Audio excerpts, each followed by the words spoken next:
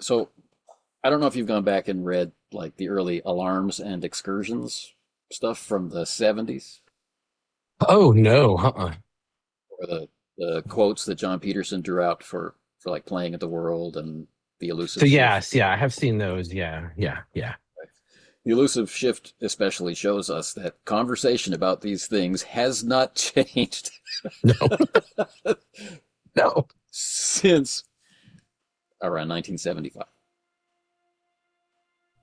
You are listening to the Casting Shadows podcast, where episodes come out when they come out. This episode is a conversation with someone I've known for quite a long time, but with whom I haven't had any discussion for quite a long time. I'll be joined in this episode by a gentleman named Scott Welker. He's one half of the team that forms Thieves Guild Games. That company you might know from their Savage Worlds products, from their recent Year Zero cyberpunk product called Neon Blood, or some of the other things that they get up to. Scott and I, in addition to catching up, talk about some of their product releases and what went into making them, but mainly we focus on a somewhat contentious topic in role-playing game circles, our particular points of view on it, and try to see if we can move toward agreement about what's really going on with the play experience. Of course, that contentious topic, a very spicy topic in Scott's words, is that of immersion.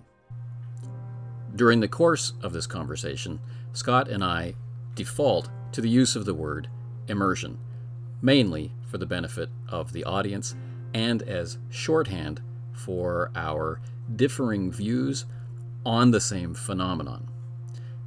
If you go to the links in the show notes about Scott's separate opinions about this phenomenon, you'll see that he's focused on referring to it as autotelic engagement and the subset of descriptive terms which go along with that.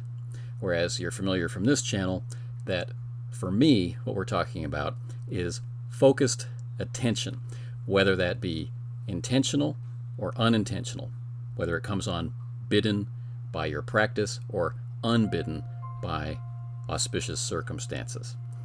So, although you're going to hear us use the word immersion in varying tones of voice throughout the conversation, we're each thinking and understanding that the other person is thinking in completely different language. Now, our starting point for this discussion, Scott popularly holds the idea that immersion, as described, is impossible. I am known for saying that immersion is largely misunderstood. These two points of view don't really agree. However, where we do agree is that a lot of the discourse about immersion goes in a direction where the idea is intentionally or unintentionally misrepresented. So, without any further ado, let's get into that discussion. There is a longer version of that discussion. I guess we are going to have some ado. There's a longer version of this discussion currently available on YouTube. The link to it will be in the show notes, as will all the links for learning about Thieves Guild Games, should they catch your interest. Anyway, let's finish with the ado and get immersed.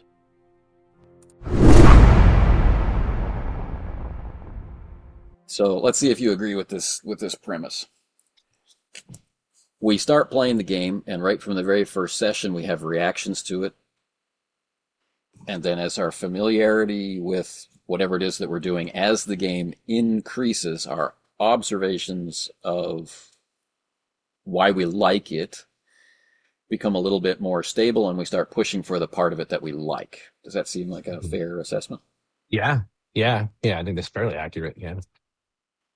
So then right from the very beginning, when these people are writing to their fanzines, like Alarms and Excursions, Yeah. they start lobbying for OD&D or D&D at that time should be played this way, Yeah. their way.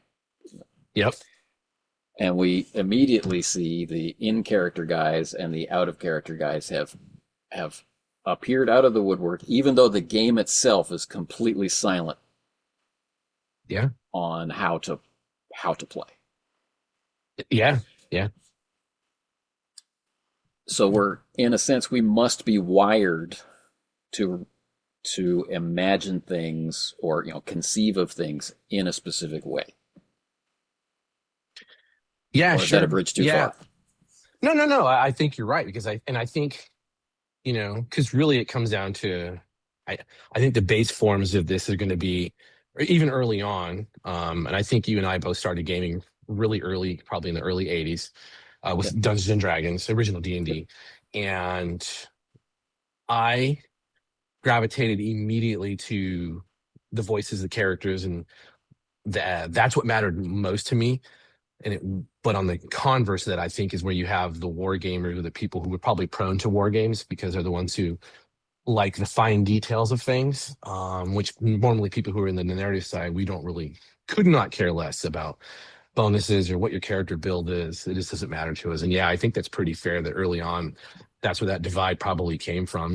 D&D's roots are war game, but like you said, it doesn't really talk about being a role-playing game. It doesn't really, it's a very sterile presentation of, here's the rules, here's the things that you can and can't do, go. Yeah. But it talks about imagining to be in the role without yeah, it's very contradictory. Yeah. So the page count of original D&D matters. Yeah. Written on a typewriter, maybe in the basement. I mean, there's a reason why it's terse. It's like, yes, I can't afford another page to talk about. Okay, I want you to imagine. Right. I just can't. Here are the rules. Yeah, it mattered back then. Yeah, and it worked anyway, right? So we've got the war game community is able to recognize that drive to realize, or provide a personality for, to anthropomorphize their units, or their individual figure, or whatever, and just play, I think. Yeah. But play how? Yeah. How we talk to each other. Yeah. Is partly a choice and partly isn't, right? Yeah, that's fair. Yeah. And missing social cues is also either, you have to be able to pick up on those cues, I think, from your fellow players or from the GM. I think that will also help develop how you understand the game, or at least at that table, because every table is going to be different. But yeah. So let's set the Wayback Machine. The first game of yours that I got, that you wrote, is this one. Yes. My OSNR. cleverly titled OSNR. Right. Oubliette Sorcery and Reavers. Very, very purple. Yes, that's our company theme, is purple. It's throughout everything we do. Love it. In terms of what we're talking about, the play experience, which may or may not include immersion. How much of this book was informed by that idea? Ooh, Gary and Dave devoted 0 pages to that idea. Yeah.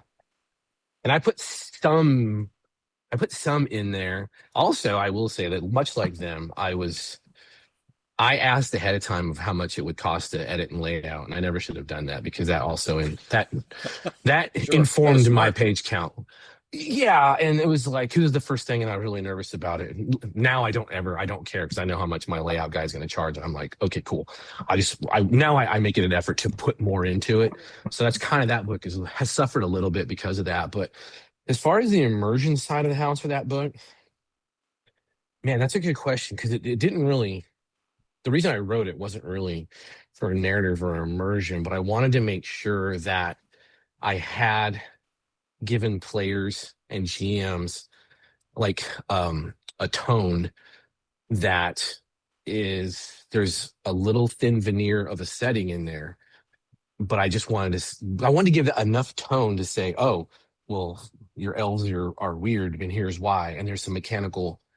And so I would do a narrative, but I would add mechanics to back up the narrative. If that's understandable, and hopefully that's your understanding of having gone through it. You did a really good review of it, and that's always been my goal, was like, what's going to be the coolest thing at the table, and now how do I make the mechanics work for that? Right. Yeah. To serve it in some way. Yeah, you kind of have to, because I don't want to make it.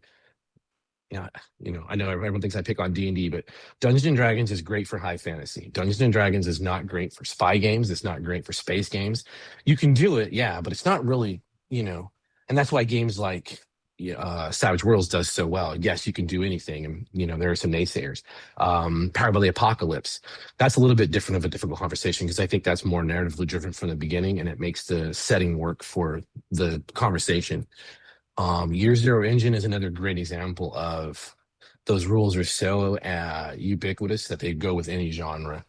But and they're willing to change them up to yeah, yeah, yeah. And I think so. For me personally, I think it's important when you're looking at game design and game philosophy and game theory, that does your intent and your tone match your narrative and your delivery on mechanics, or are you just forcing a round peg into a square hole?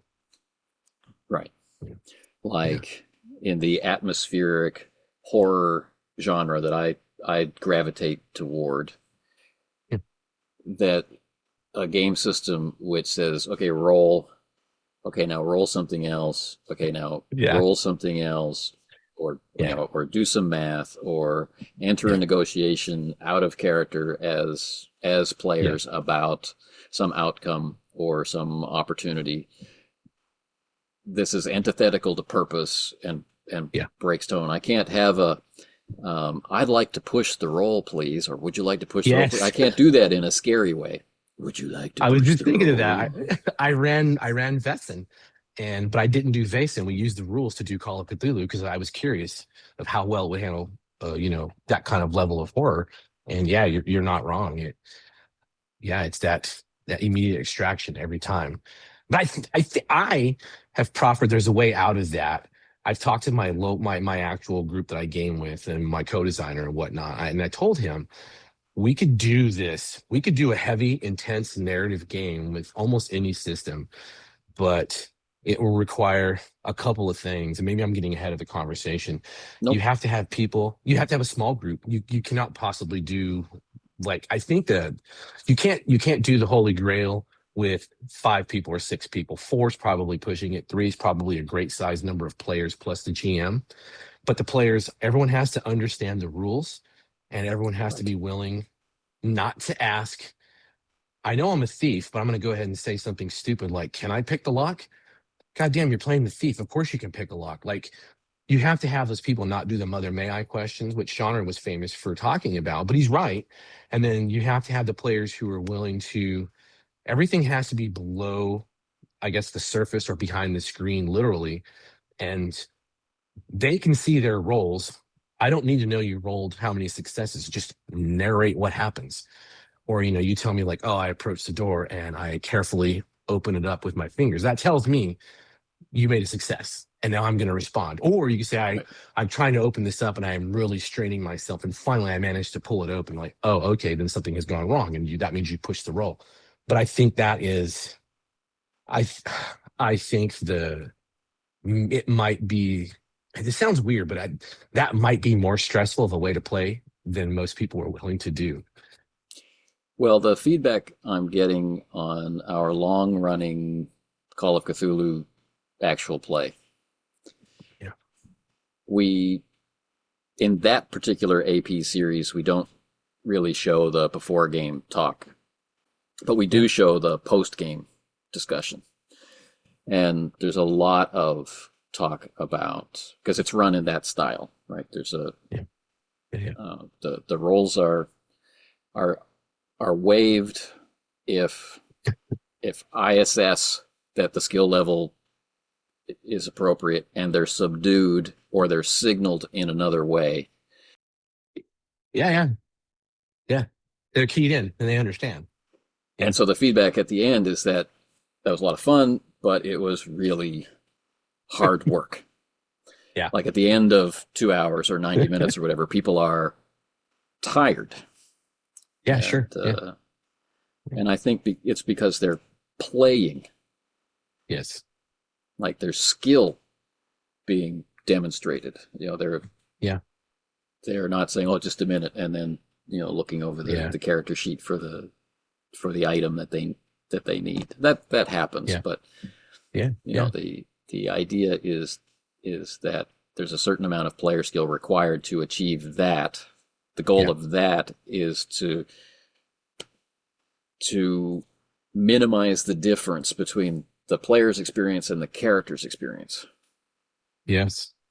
Yeah. So when I'm thinking of what to say, it should match up with what the character would say, not some half state between player and character and not fully out of character.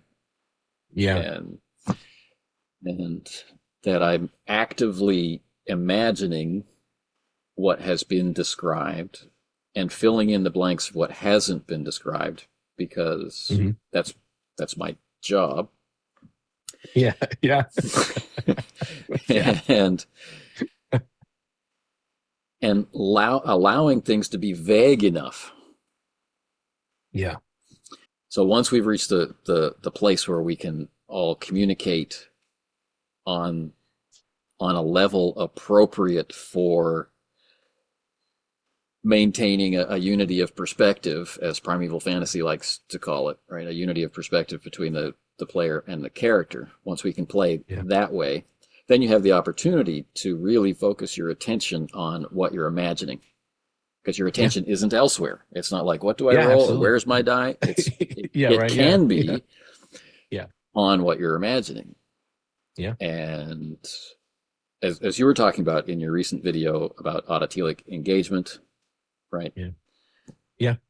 That opens up the opportunity to focus your attention sufficiently that you can have the experience, you can have the reaction of not paying attention to other things.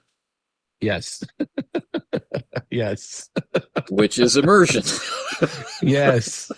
Yes. It's just not, like I said, it's like, I think my problem is gamers want to be so right about their definition of immersion, which we've talked about, that they're willing to die on a hill that is impossible for them to ever achieve.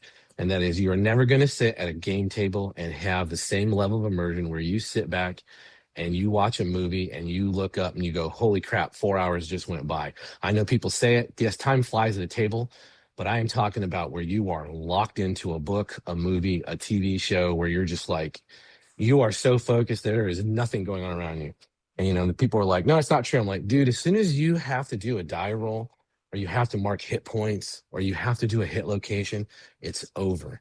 It's 100% over. As soon as someone grabs a bag of chips and starts crunching or makes a stupid joke about Star Trek or Star Wars, it's Your leg over. falls The game asleep. table, the game table is such a vastly different environment than that. And I don't know why people, and it's kind of why I hard asked the topic of like, I don't know why people are so desperate to demand that their level of immersion is the same thing. It's just not. And it's okay to understand that it's not. It's like you said, there's different levels of this. There's different levels. It's either less intense for a percentage of the population than the movie theater, or it's only less intense because it's so much easier, in the movie theater, or your surround system at home, 100%. or that familiar book. Yeah, it's just, I don't know. Like, I do think that there's a way of engaging. And another part of another thing that I have, I guess I take the biggest umbrage with the people who want to do this, the 4D, the immersion. They absolutely pick the worst game systems possible for it. There are game systems I am staring at right now that are so well designed to be in immersion to where you never have to worry about anything. I'm writing a game right now. We have it up on DTRPG looking for feedback. It's completely free, but it's entirely narrative based. You control everything. OPENSIX? The OPENSIX, yeah. Like Powered by the Apocalypse. People are like, oh no, there's moves. No, you gotta stop. That's being obtuse on purpose because you don't like Powered by the Apocalypse. You think they're woke. You don't like the designers. You have to let that go if you're going to be in this hobby. And your real quest is to go full immersion. Alien is a game that I absolutely believe that I could run in an immersive environment like we discussed, and it would be terrifying. Right. I run Call of Cthulhu. I love Call of Cthulhu, and I terrify people in Call of Cthulhu. We just started playing Deadlands, and there for a while it was a little, it's Savage Worlds and it's Deadlands of the Old West, and then we just got to a point where they entered basically a haunted house, and the entire tone of the game has shifted. And now they're like, oh my God, what is happening? Because it's I basically drawing on The Haunting for my inspiration for how the house behaves. Cool. But yeah, I don't know why I don't know why people are so against like Fate, Power of the Apocalypse, all these games that are so well written. They're just designed to do what you want to do, but they're so it's just like, no, I must have Dungeons and Dragons do exactly what I know it can't do, but damn it, I'm gonna die on this hill until I make the system work. It was like, come on. It's interesting. And I mean, I did a lot of martial arts with a lot of different people, but fortunately, most of what I've done, I was operating outside of my native language, so I didn't understand most of the fast, high-level conversation going on around me about why someone was upset or how it should be different, or Yeah. in the real world where there's lava, that kind of stuff. In a sense, it's the same, Yeah. but there's Yeah. Yeah. but then there's the fact that can end up in, yeah, well, show me. Yes. Whereas I'm never going to be able to show anybody at my table the Yeah. experience, the accuracy or inaccuracy, the vibrancy or the dullness Yeah. of my imagination. Right. Yes. Yeah. And we all assume that everybody imagines, but in my conversations with gamers through the years, I've learned that a lot of people don't. No, I have gotten real spicy feedback. I, I, the hobby at one point was for college educated people. That's just a fact. It's just where the hobby got started, and it became ubiquitous. And that means you're going to get in everybody. It is what it is. And then, yes, there are people who cannot have an apple in their head and turn that apple in a 360 rotation and see what an apple is. And I think, have you probably seen also, will they have people describe an apple in their mind, and you get a realistic apple, an apple that's like a 5-year-old drew it. You have people who like, I can't really do that for you. So yeah, you're not wrong. I agree with you. I think that we're in a dearth of people who actually can imagine at the table. And I run con games, and I run exclusively. I'll run every time slot now at a con because I refuse to be bored by someone else's terrible imagination. It sounds arrogant, but I put my actual plays online. I'm like, I'll put my money where my mouth is. I can be entertaining. I run Savage World like I'm, a chipmunk on crack. But the game system needs that kind of energy to it, where you got to pull all of that out of the players, and you're getting them to think and to gravitate and to imaginate. And Sure. it's just like, cool, you're going to spend your bennies. I'm going to tempt you to do these things and get rid of that meta currency. And that, I think, I help engross them in the theme of the game. But yeah, I don't know. So we get into I really do. this. Oh, go ahead. We get into the singer, not the song argument too. Yes. It's like, yes, a great game master can make blah blah blah. Can do Yes. yada yada yada. Yeah. So okay. Yeah. But I'm not talking about the great game master. I'm talking about. Yeah. I'm talking about, well, step one. I'm playing this new game I haven't played before. Yeah. So I could put in the time and energy to I learn it, and then I teach you. So now our first play experience with this game is out of character. It's educational. We have a hope that one day we'll be playing this game more naturally with greater familiarity. Yep. Or same goal, or I could learn enough of the bones of the game to feel confident myself, Hmm. and you're playing a specialized character, and he's playing a specialized character, and Yeah. she's playing a specialized Yeah. character, and I'm expecting you to know what the rules are about that character. Yes. Yeah. Which is also all full of landmines, as I'm sure you're aware. You probably have really good players. We get lucky, but most players Yeah, do not care. They're not going to read anything you give them. it's Just is true. what it is. Yeah. But Yeah. so we wind up in the same place, right? Yeah. But Yeah. Yeah. you match your tactic to the people that you have. It's like, okay, we're gonna have Yes. to play lighter systems because no one's going to get into it. We're gonna have to play Yeah. complicated systems because no one's satisfied with the light systems. We're Yeah. so you Yeah. find Yeah. that thing. But Yeah. if your goal is the unity of perspective, right? Or Yeah. if your goal is that they're only paying attention to the content of the game, and the side effect of that might be an immersive experience. I've ended up dividing it up. Actually, for my own discussions, I talk about Yeah. immersion and I talk about engagement. Yeah. And immersion I take as a passive, right? Yeah. Yes. I'm in the moments where I'm largely silent. I have an Yeah. opportunity for immersing, right? Really visualizing, Yeah.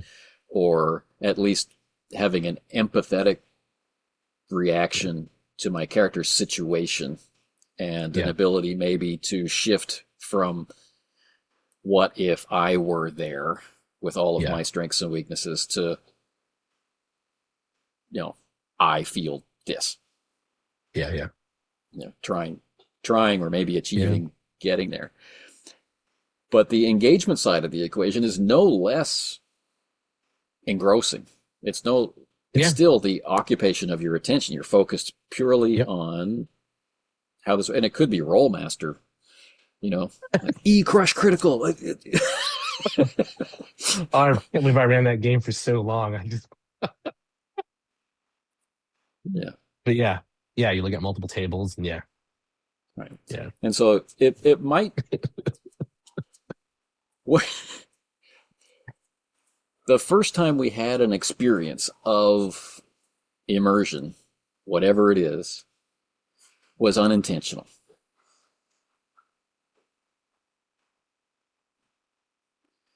So it's attainable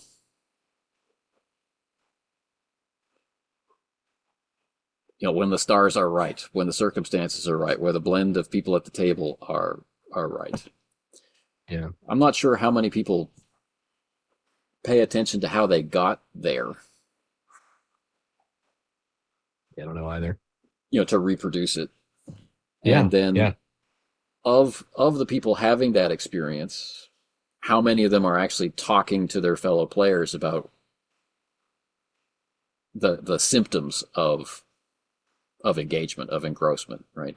Wow, Yeah. the Sure. time Yeah. flew by, or Yeah. in that moment, I had a really clear mental image of the tavern you described. Right. Yeah. Whatever it is, right? Yeah.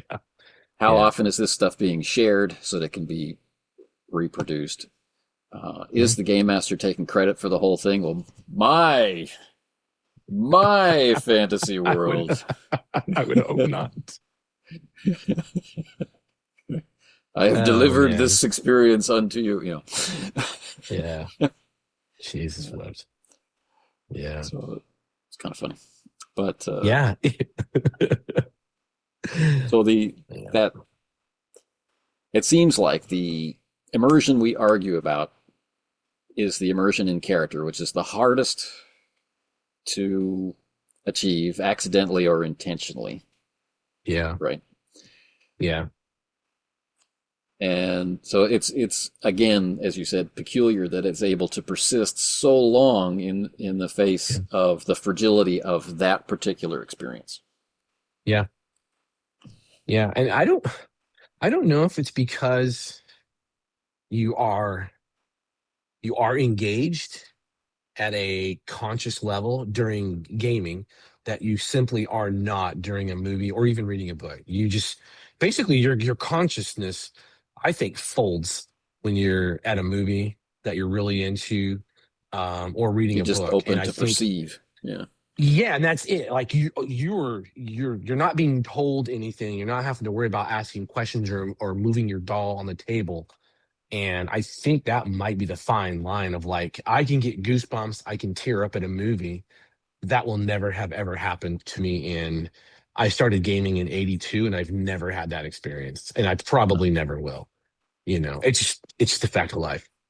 Like, even on horror games, I don't know what it is, but I don't know. So I think that might be it might be part of a barrier that we have because you're constantly consciously engaged in the room, and not flying. I just don't know.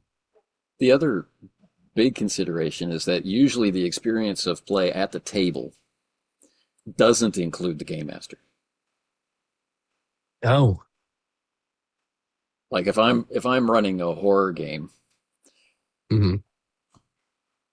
I'm not devoting any energy to scaring myself. Oh yeah, no, not at all, right? Your concern is I need to get the I'm trying to players make it easier for moving. them to. Yes. Yeah, to feel it, to be engaged, and Yeah. I have had running what wasn't Call of Cthulhu? It was Powered by the Apocalypse. Tremulous, I think, is the name of the game. But Yeah, it's yeah. Call of Cthulhu, but it's a lighter rules system, and we had a table going, and I would dim the lights, and I had people to a shook level, and like our dog, she came up and she jutted her nose into the crotch of one of the girls, and that girl, she damn near knocked the table over. She screamed, and so that was like, okay, so I know I've seen someone who is so pulled into the moment of descriptions of a haunted house and what's going on, where it was like, oh my god, I almost gave this girl a heart attack. So Right. I know it can happen. I have seen it at least one time on that. And ironically enough, it's horror, and that might be that rare genre, where because I think horror, everyone everyone on earth is afraid. We all know what fear feels like. We all know what it feels like when the hair stands up in the back of your neck, you get goosebumps, your heart rate starts to go up, you start to feel that maybe it's a panic attack, maybe not. The dark starts making you nervous, the oppressive nature of trying to go spelunking. I think that is so visceral and so ingrained in us that horror is probably the easiest genre to capture because, like fantasy, I don't know what it's like to be, a damn Bronze Age swordsman. No one does. You know, that's why I rally against like you got to role play your bard being charming, but I'm gonna let the fighter get away with just saying he swings his sword. No, damn it. If you want me to do a soliloquy and then roll dice and then we're gonna do whatever you want, we're gonna go down to my garage and you're gonna do a military press right now to prove you can bend bars, lift gates. It's no damn different to me, in that demand level of like, oh, I want to see what you can do. You can't just describe what your character is going to do. I want to see you do it. Even though most gamers don't have an 18 charisma, nowhere near it. Despite what we believe, we're not 18 wisdom, 18 intelligence. We're not the best looking, not the strongest people on earth. We're nerds for We're a not. reason. And I think those genres make things very difficult. But I do think horror is probably the purest genre that as human beings that we can understand at an instinctual level and become Yeah. probably more immersed at the table. A lot of a lot of horror games are also like culturally accept. There's an expectation that you're Mm. playing someone just like you. Like you're not playing Yes. a hero. Yeah. You're playing the Yeah. grocer who. Yeah. Yeah. I could literally I can pretend what it's like to be a journalist who's trying to get a story. And then all of a sudden there's weird things happening that I can't explain. And I'm like, no, no, no, no, no. I ran Call of Cthulhu and my wife and her friend, the rest of the party was kind of in on the bit because everyone knows, right? Ultimately, you're still in on the bit. Well, those two were like, what are we doing? No, no, no, we're not going back in that place. It's goddamn haunted. Like, no, what are you guys going to do? Let's just burn it down. But they were playing, I think, at a more realistic level More of like, realistic. Yeah, yeah. yeah, it's like, no, I'm not going in that stupid haunted house where you're out of your mind. And that I think is a huge success. Yes, yeah. Yeah. Yeah, and I was just like, cool. And they're like, what happens? And I just described the ending of the game. I was like, yeah, the house burns down, and here comes the fire department. Bah, they do all the things, and your characters, you have a little bit of more snap. you have some complications, which, because always you have this extra sanity loss for not achieving the goodness.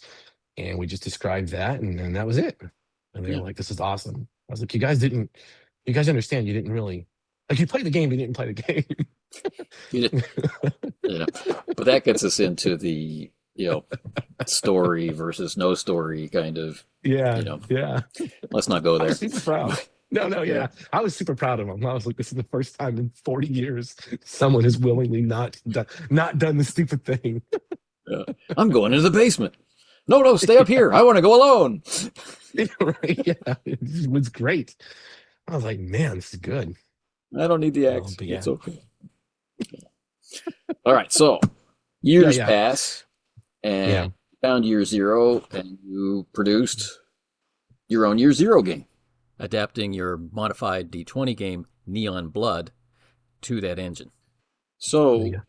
what, if anything, changed about this topic in your creation of this?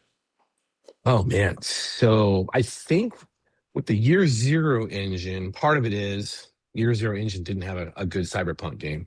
I mean, one at all, really. And so as part of that was the little bit of like, hey, let's get to the punch on this and put out a cyberpunk product for that system. And then it was like, well, the system can handle it.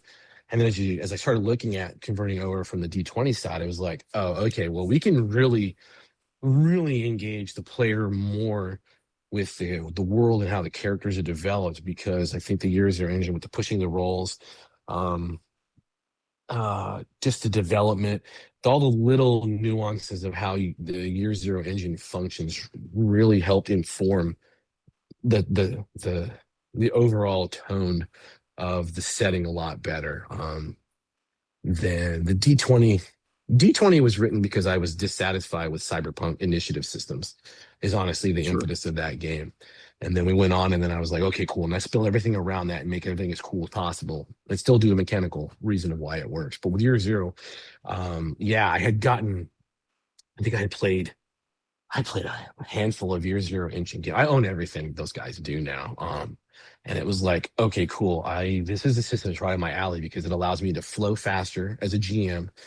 And Yeah. I know narratively now I can really engage the players faster. And I don't need to wait. I don't need them to add up anything or look at character sheets or really think. It's like boom, boom, boom, let's do this. And then they can really engage their characters, and we can get more to the role playing aspects of like, okay, cool, we're gonna go out and do the missions and kill people and all that jazz. That's fine. It's cyberpunk. But now it's the back end where Neon Blood, I think, really separates itself from other cyberpunk games. Is the post mission stuff. It's not your game doesn't end. The entire game is written around the purpose of, okay, cool, you killed people, you got money, now you owe almost all of that money to the corporations because they still own your cyberware. And so now you got to go adventure again because you're just caught in a debt cycle, Yeah. And yeah, so I think that Year Zero engine was a lot easier to handle that conversation with and make that more impactful for everyone at the table. At least it feels that way. Yeah. So anything that we can do to ground the player in the character's experience can only help inform what they take away from it. And Yeah. I guess the last major item I want to discuss, push and pull on with you, is the idea of memory. Yeah, sure. Right. So Okay. we opened up with familiarity, right? In order to get anywhere near the effect, that feeling that ends up being described as immersion unhelpfully by the internet. Right. It is what it is. Right. Being skilled at playing the game, being comfortable playing the game, developing habits, knowing who the other players are. These things are kind of essential prerequisites. And then your experience will be your experience after that. Yeah. But after the game is over, one thing that I feel like I've noticed is that if it was a particularly good session in which I had the opportunity to really to spend time imagining what your character was doing, right? And there weren't a lot of stops and starts, or there were no retcons or any of those things, right? But there's just this. Yeah.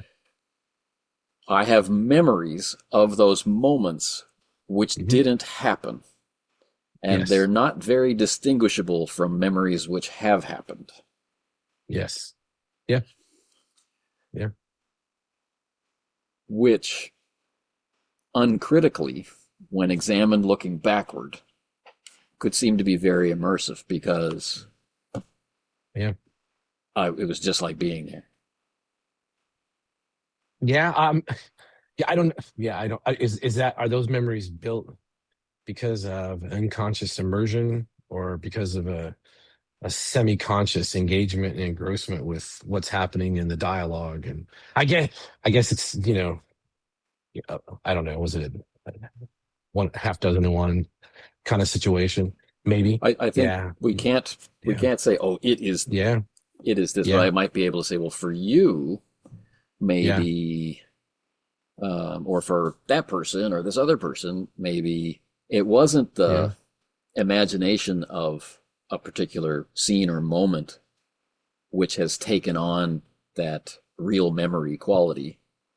Yeah. Maybe it was telling the story to yourselves after. You go out for coffee after the game and you're hashing and Yeah. rehashing what happened. And it was really cool when you Yeah. said this, and oh, I couldn't believe that you rolled that. And Yeah. that becomes an imagination of the story, Yeah. right? Sure. We get to import Yeah. it as a Yeah.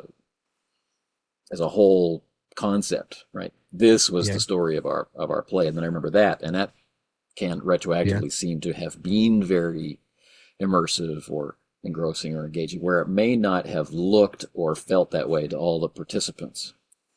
Yeah. Sure. Let me ask you a question, Yeah. because I think anecdotally I have an answer for this, of course. Let me just posit this. I think that most people who are having a conversation about what happened at a session, 9 times out of 10, you're going to talk about the mechanical roles, the combats, and the action sequences than you will anything else. Like, oh my God, remember when we were trying to sneak in the castle because you required rolls, and then, well, we failed the roll, and then the orcs came, and that's what I mean by that. Even at the most subtle, innocent level, I think those are probably 9 times out of 10, the discussion points are all Right. centered Those around points the of tension. action. Yeah, yeah. Yeah. Instead of, man, remember when we were arguing with the barkeep and you called him a douchebag and it was so awesome? It's like, I've never heard that. But I have heard a lot of people like, oh my God, it was so crazy. You're trying to lift the portcullis up and we were just slid underneath. And, it's all these action oriented things, and, which of course you're at the table rolling those dice Yeah. and making those decisions. Yeah. Yeah. I From don't know. time to time, a player will do something excellent, such as coming up with a fantastic soliloquy or Yeah. speech. I Yeah. mean, we were playing Star Trek Adventures face to face a Nice. couple of years ago now, and the situation was a trial. One of the characters had basically gotten in trouble with the Prime Directive by doing something that's culturally inappropriate on a planet which he couldn't imagine being culturally inappropriate. Sure. He had Yeah. helped an old woman carry a heavy load. Oh boy. That's all he did. Yeah. Sure. So this was hearkening back to a crazy Next Generation episode where Wesley Yeah. Crusher is going to be executed for stepping on a flower Yeah. bed. Yeah. Yeah. Yeah. Kind of thing. So there's no action in this. This was several sessions of play as the character is arrested. Will you agree to be arrested? Or are you going to try and like secretly beam up to the ship kind of thing? Oh, I'll stand trial, and. So the character ended up having to give witness statements and testify, and they had an opportunity to give a speech at the end, and they did all of those things in Nice. character, in like believably in character. It was really cool. Right on. Yeah, it's But awesome. I can list that kind of experience on the fingers Yeah. of one hand, I think, after Yeah. And decades of play. that's probably not it's not players' fault. I don't think it's anyone's fault, but it's also probably how we structure our sessions and our games, and the default to action, the desire for action, things like that is probably why we have that. But yeah, that's actually really cool, to have somebody be able to do that. Hmm. I have a question for you about all of this. Yeah. Well, maybe that's a question we can save to the very end to be the spicy question. because it's a phenomenon in gaming that I don't understand, and I'm a Gen Xer. I'm not a boomer. I really don't understand this new phenomenon whatsoever, but it affects this topic greatly, actually. All right, well, let's dive in. All right, solo RPG. Yeah. Yeah, right. Like you're I don't understand it from a fundamental level of like sitting and doing. I get some of the cool podcasts that come out of it, like Tales of the Manicore. Love it, love it. But Yeah. it's a story. He's writing a book, and it's a story, but there's interspersed the dice rolls. Gamers Table did something very similar for a few of their shows, but yeah, this solo thing is like, are you immersed? I mean, I don't see how you're any level of immersion on a solo play, because everything is plotted. You got to do the dice constantly to see what's happening and where the negatives are, and you're just telling yourself a story. And so it's just like, yeah, I know little kids get immersed when they're doing imagination, but those little kids aren't focusing on mechanics and the movement of characters and things like that. They're just running around with, switches cut into, shapes of swords and pretend bows and stuff. Yeah. And they're outside. See, I don't know. What do you think about solo gaming in this conversation?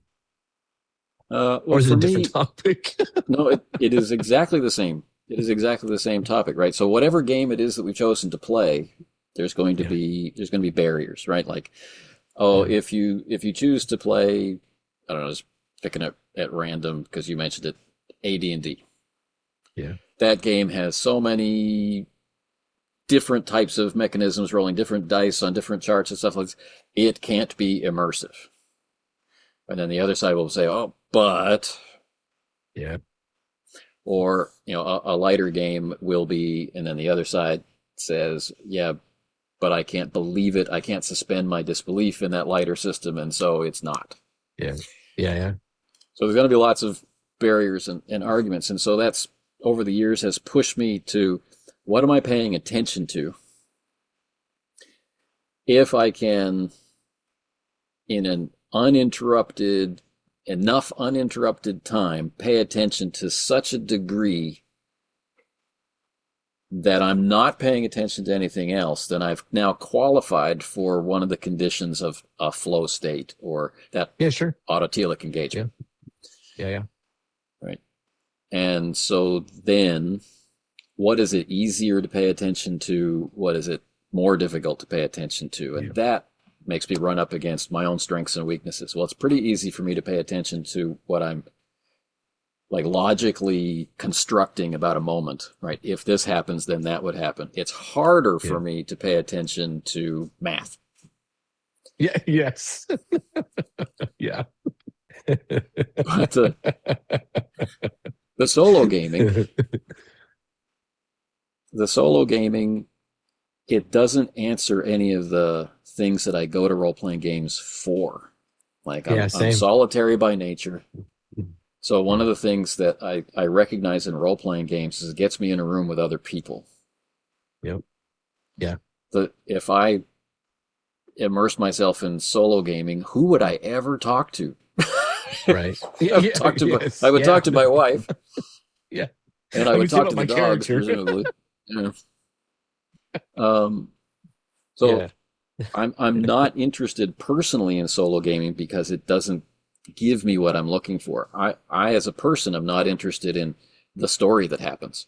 I'm interested in the decision that I have to make in that moment as the character with these resources and these abilities. That interests me a lot. I'm interested in the moral dilemma, the ethical dilemma. I'm interested in the horror of it, or the pathos of it, or the bathos of it, or whatever. Yeah.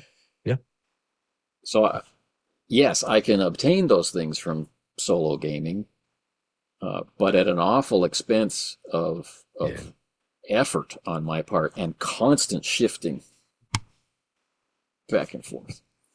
Yeah. So I don't give solo gaming too much thought. So I guess on my own scale of measuring things, I would say the solo game, I would be hard pressed to see it providing opportunities for much immersion, the unity of perspective with the character. Yeah. passively because I'm so active during a solo game session. Yeah. There might be opportunities for engagement if I have honed my ability to pay attention sufficiently to withstand the switching costs. Sure. Yeah. Yeah. Which means I'd have to be extremely adept with the system. Yeah. So it's not like, why do I need to roll again in this edge case? It's just like, I can just use the system.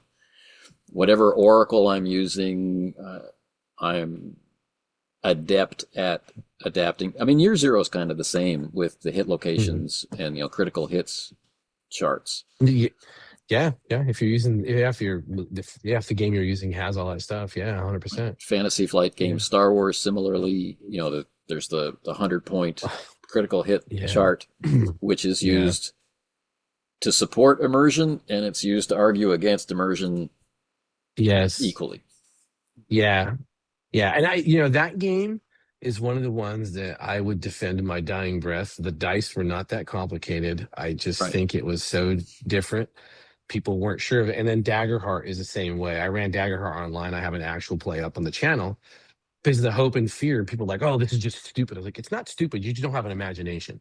You don't have the imagination to sit and roll and look at the roll and go, I'm picking a lock, but it's fear is the high die. And then just not ask the DM a question or anything. And instead, you just need to say, oh, I'm picking the lock, and my pick snaps at the last minute as the lock opens. It's that easy. And people, when you tell people that, they're like, oh my God, really? It's like, yes. Have you read the book? It's really that easy. You just have to think your way through the complex problems. And again, I do think a lot of this is the mother may I syndrome, and I'm not sure how we develop that in gaming. That's a whole hot topic. Yeah. I get that's probably a whole other thing. But I Sean and I talked about it. I don't know how we got on to Mother May I in gaming. It's really weird. I have a theory. Oh. The theory ties back to something we were talking about in the middle. I guess that's a good place to kind of wrap up the conversation. Right. Sorry, I can ramble. You and me both. Yeah. We should do this again. We should. The training method of you are the chosen one. You have the book. You must master its secrets and then teach.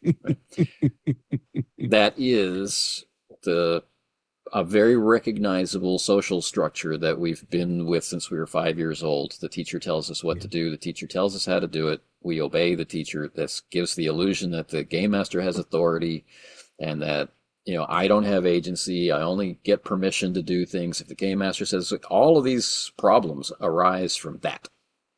That is interesting, and you are probably correct. Yeah, that's fascinating, actually, and very unfortunate. Yeah, that the No Mother May I is like that is part of my session zero with players. It's like we'll make characters, and I will kind of go over some of the things that the kind of the expectations of how to do this, and if we have to maybe walk a system because you're not used to it, that's fine. I don't mind doing that at all. But yeah, I was like, understand what your character, your stereotype or your archetype is, and never ask me permission to do something. Just tell me what you're doing, and I will tell you if there's a modifier to it because it's audacious, or tell you it's well within your wheelhouse. Don't even bother with rolling. Yeah, and I don't think that conversation probably gets held enough by people, to be honest, and probably not enforced, by game masters. By being willing to let go. Yeah, let go. Yeah. That's a big one. Just let go. It's okay. And for everybody to let go of whatever expectation they had. Like, I might do something wrong. Yeah. So in what part of your life is that not true? So just right. Yeah. It happens. Gaming is like getting to the point of really having immersion now that I know we're trying to wrap this up, but this really feels like this might be an interesting level of ego death at the table in front of other human beings, where you have to reach that level of like, just I'm allowing ego death to occur. Yeah. And because there comes, especially if you're playing more mature games, right? Where Yeah. there are horrible losses that the characters are experiencing, and it's telling us something if when we're sitting around the table we're isolated from those feelings, like you were talking about earlier, right? How can we reach the point where I can cry at a movie because of empathy, Yeah. but I don't have that same reaction, or it's less intense, or I'm unwilling to engage with it or whatever around the table? Yeah. Is there a reason why? Is it just because I'm distracted because I might have to roll dice, or is it that Yeah. you know? Yeah, And sure. Yeah. That little bit of embarrassment thing. Yeah. Yeah. yeah, the Call of Cthulhu campaign I mentioned before. One of the things I like about that campaign is how it shows like all around this particular topic, this immersive topic. You can see players coming in and out Yeah. of attention. Yeah, sure. What's going on in their heads? I can't ever know. I can't say, see Yeah, that no. moment Yeah. at Yeah. 5 minutes and 37 seconds. That's when immersion happened. I can't do that, Yeah, no. Yeah. but I can point to here the player who always says he or character name. Yes. Yeah. This is where they stopped doing that and it became I. Yeah. And it went for this period of time, and then it went back Yeah. to he and character name. Yeah. Which is so weird. I've never used third person as a player. I do not use third person as a player. Never, not ever. And again, it's probably because the horror makes it that much easier. Because I'm getting it's Call of Cthulhu, so we know Call of Cthulhu is not known for its action sequences. Because when you get to an action sequence, Somebody dies. you've Yeah. you've lost the game. Yeah, yeah. Yeah. So yeah, Cthulhu probably has some of the best in character memory moments that do not involve an action moment. And that might not be totally true. Maybe like discovering the clues and things like that. I think those are probably the really good memorable moments when you have that like, oh my god, we've been chasing the wrong person. This is a red herring the whole time. And, This whole you know, time. Yeah. yeah, the We need cultist to. is right behind me. You're reading the thing like, oh no. Yeah, Yeah. so There's stuff yeah. like that. So Well, I asked people, how do you imagine and what do you imagine when we play? And so I've yeah. learned that there's a lot of people say, well, I don't. I don't. Wow. Okay. And then I have to kind of parse through that question with them, like, you don't, like, as a separate action, visually Yeah. imagine the scene, or you just listen to what's being said and respond to what's being said without that step. Not can or can't imagine, just don't. Right. Yeah. Yeah. Yeah. Yeah. And then some people, their default is to imagine through the eyes of the character, and other people prefer to imagine that third person, Yeah. you know, Yeah. Yep. God mode, looking down on the character. Yeah. And this could be informed in younger players by video games and other things, Yeah. but in That's fair. people our age, right? Yeah. They developed their own personal interaction with play before any of those things were available. Yeah. Yeah. So it's Absolutely. interesting. It's hard to. Yeah. It's hard to put yourself in the. I watched my pong paddle. Did you see what he did? It's like, yeah. No, I was doing the thing. But yeah. No. That is a very good point. Yeah. Yeah. Yeah. So this loops us back Yeah. around to how we started this It does. conversation with there seems It to be does. something hardwired. Yeah. Yes. 100%. So what's next up for Thieves Guild Games? What is up next? We are getting ready to go to final edit on Tomb of the Cursed Dead, which is our it's a dungeon for a Shadow Dark. But it's basically a dungeon that once you get in, the dungeon doesn't want you to leave. And so character death doesn't mean anything to the dungeon. You'll continue to pay the price until you can make it through the dungeon or figure a way out without getting through the final bosses. Clever. It's meant to be it's meant to ask the players what how far will you go as a player to continue this game? How far are you willing to really risk and sacrifice? And then Rich is setting Forlorn Sea, which is like it's a not an Arabesque. It's a Farsi-esque setting for Savage Worlds. That will probably be coming out, I think, probably next year. We'll do the Kickstarter maybe near the end of the year of this year, and then he's already Right. done with it, all that jazz. He's just got to finish the layout and whatnot. We'll do that, and then a buddy of ours, he has a 5e setting that is like Al Andalusia meets, like a medieval Iberia kind of thing for 5e, which is pretty cool. I told him it's a really good setting. He really put a lot of heart and effort into it, and made religion very important, which was his goal, was to engage the players about why religion matters and the religious choices you make in that setting. It's D&D and it's all the fantasy races and stuff, but those religions still matter. And we're doing that, and then oh my gosh, what am I working on? I'm working on Savage. Yeah, I think next up for me is Savage 70s with the tagline of "Get Down, Sucka." So it's essentially taking the decade of the 70s for Savage Worlds and all the blaxploitation, the sexploitation, the actions, the kung fu mastery stuff where you're punching through walls and all that jazz, and just pulling it into this amazing setting. And once you get there, and there's a little bit of a secret to it where it's not just normal action people, but we've added a few things from Savage Worlds into it that really, once you see it, you're like, oh my God, this is amazing. Here we go. Okay, this makes so much more sense of why we have our Bruce Lee stand-in character is punching chi circles through people and stuff, and it's like, oh, okay, cool. But yeah, it's that era of if you played Spirit of 76 or 77, it is really my homage to Dave's game. I love him. I got to fangirl out with him at one point on a podcast interview we did with him. Probably embarrassed myself, but I told him I think he's one of the more sharpest designers and one of the best GMs I've ever seen. So I run 77 every time I get a chance. So I was like, I think what? people have to give credit where credit is due, and maybe not calling people on their BS and not giving credit are how we wound up in our circumstances today. Yeah, of course, right? Yeah, just no one will budge.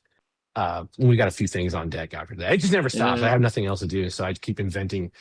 Our Trello board is a nightmare for Rich right now. That's good.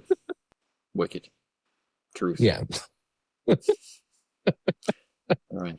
Until we think of the next spicy topic, if you survive through this entire chat with us, so excited to share ideas. Yeah, you don't get that. You don't have this level of discussions all the time, so this is fun. Yeah, just chop it in pieces. It's right, 5 minutes. Listen to it while you're doing the lawn. Yeah, just listen to it while you're doing the lawn. Whatever. Until next time, take care, everyone. All right. You've been listening to the Casting Shadows podcast. If you have any comments to this particular conversation and topic, or if you have questions for me or Scott, please feel free to contact the show. All the ways to do that are in the show notes. Particularly, you might consider SpeakPipe. You can leave us a voice message at speakpipe.com/Casting Shadows podcast, all one word. As a reminder, the full version of this conversation can be found on my channel at youtube.com/RuneSlinger. And as always, that video is heavily annotated for extra detail. Anyway, until the next time, take care.